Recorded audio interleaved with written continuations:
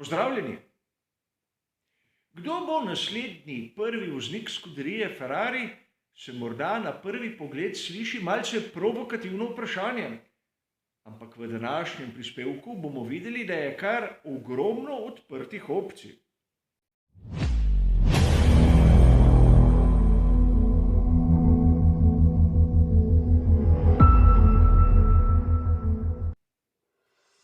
Mi navdušenci lahko v dnu naše duše verjamemo, da v sodobni Formuli 1 v nekaterih ekipah ni prvega in drugega voznika, ter da imata oba enakovreden status.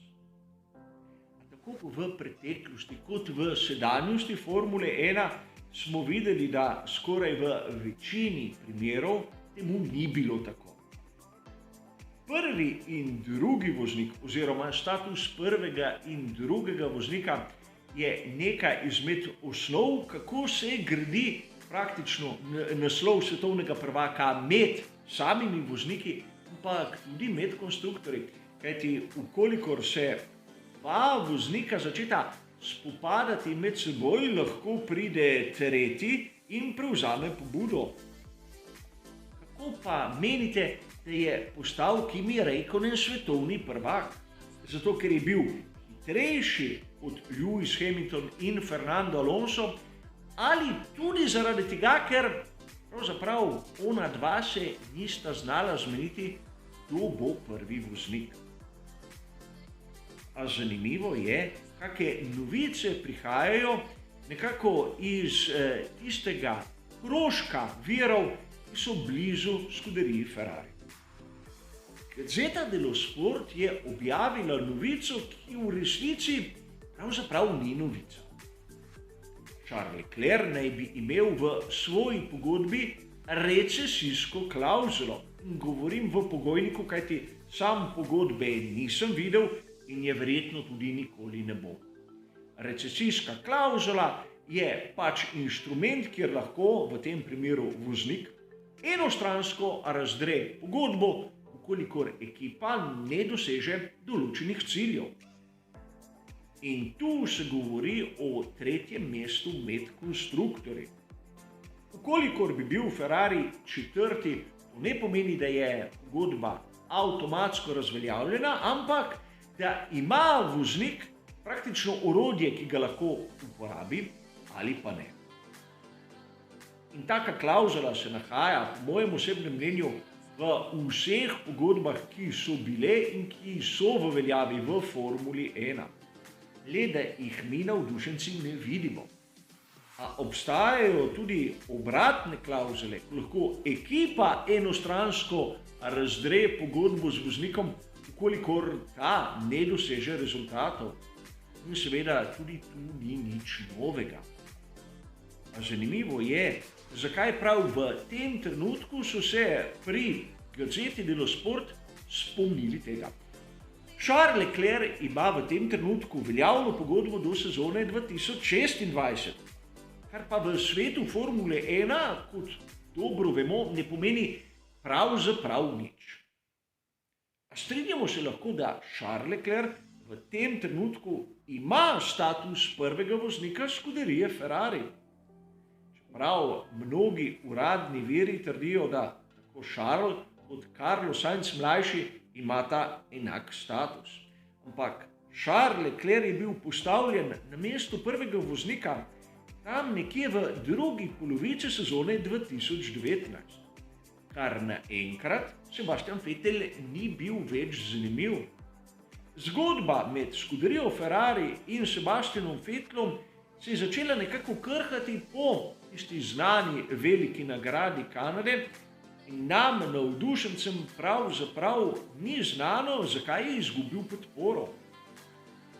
A vseeno, videli smo, kako je na veljavi začel dobivati mlajši voznik, ki je kar naenkrat postal bodočnost Scuderie Ferrari. In to nismo videli samo na progi, temveč tudi ob raznih drugih dejavnostih, v kateri je bil vpleten po zaslugi same Scuderije. A težave so začele nastajati naslednjo sezono 2020, ko pravih rezultatov na progi ni bilo, to ne po krivdi Charlesa Leclerca, ampak zgrešenega projekta Scuderie Ferrari in predvsem letos, ko je Charles Leclerc blestel kot običajno, ampak ko smo na koncu pogledali rezultate, smo videli, da Carlos Sainz mlajši je bil boljši. Kljub temu, da naprimer na kvalifikacijah ni bil tako hiter. A v teh dneh smo videli še kar nekaj zanimivih novic, ki kažejo na to, da prihodnost Charlesa Leclerca ni tako sama po sebi umevna. Prvič, vrnitev pokrovitelja Banco Santander. Banco Santander ni osebni pokrovitelj Carlosa Sainza mlajšega, ampak je španska banka.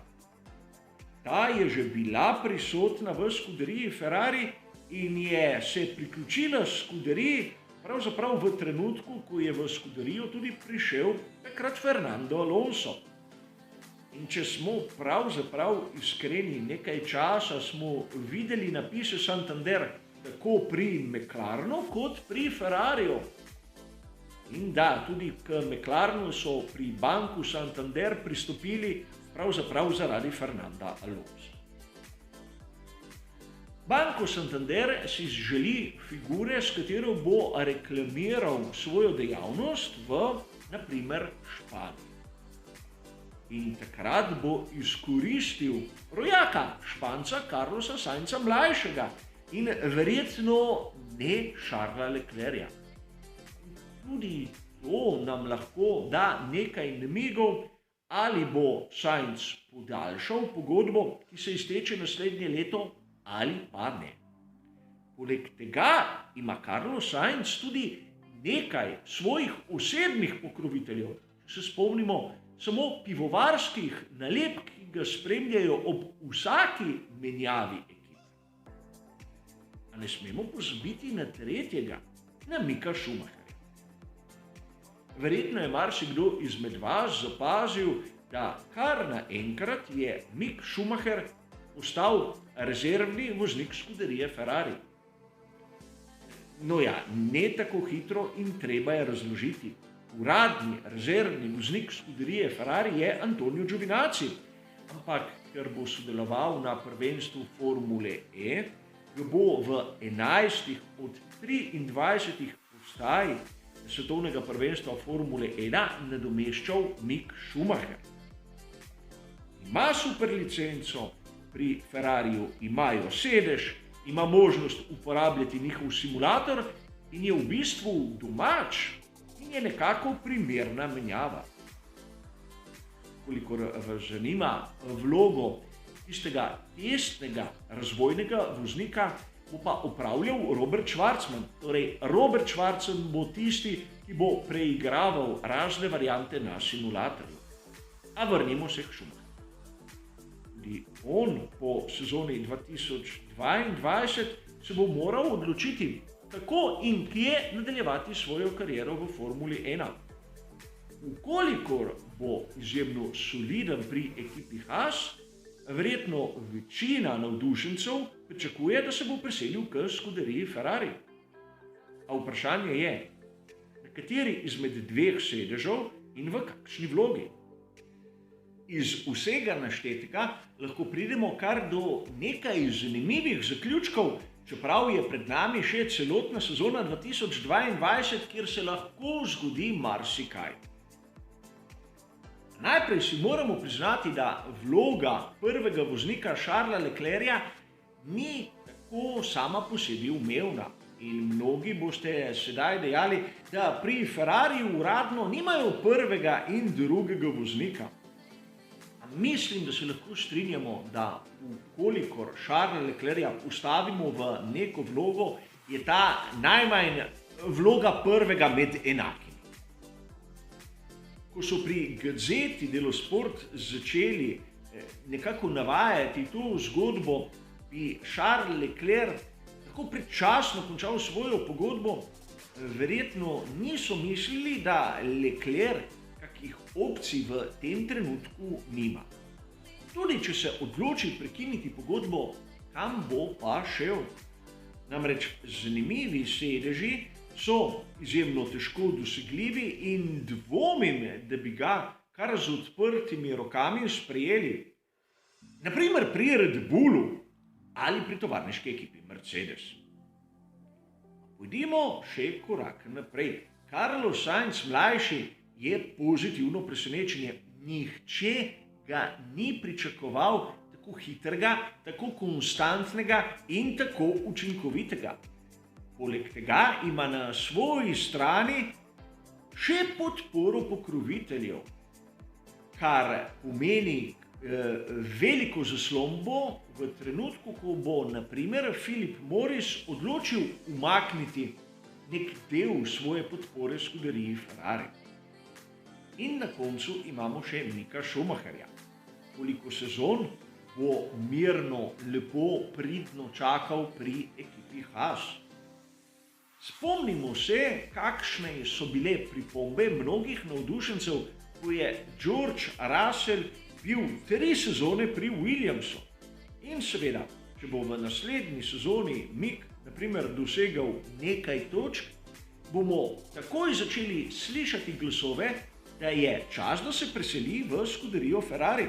Ampak Ferrari ima na razpolago 2 sedeža in ne 3. Seveda, tu se pojavlja še druga težava, vezana na priimek Schumacher. Namreč, kdo izmed navdušencev, še manj in pa navijačev skuderije Ferrari, si lahko predstavlja priimek Schumacher v vlogi drugega voznika? Mogoče za sezono, ampak niti to ne. In sedaj se lahko vsi skupaj strinjamo, da se pojavlja v skuderiji Ferrari situacija, ki ni niti najmanj jasna in od katere bo odvisno marsikaj. Težave se bodo lahko začele pojavljati že po nekaj začetnih dirkah v prihajajoči sezoni, kajti pritiski in pričakovanja so dokaj visoki. Pa ne glede, ali bo nov bolid konkurenčen ali ne. A od tega, kako se bo razvil boj za mesto prvega voznika, se bo lahko tudi razvilo to, kdo v prihodnosti bo v ekipi in kdo ne. V vsakem primeru bo moral odstopiti voznik, kateri je izjemno priljubljen, tako pri navdušencih, kot tudi pri navijačih. Za enkrat bo to vse. Hvala za vašo pozornost ter seveda nasvidenje.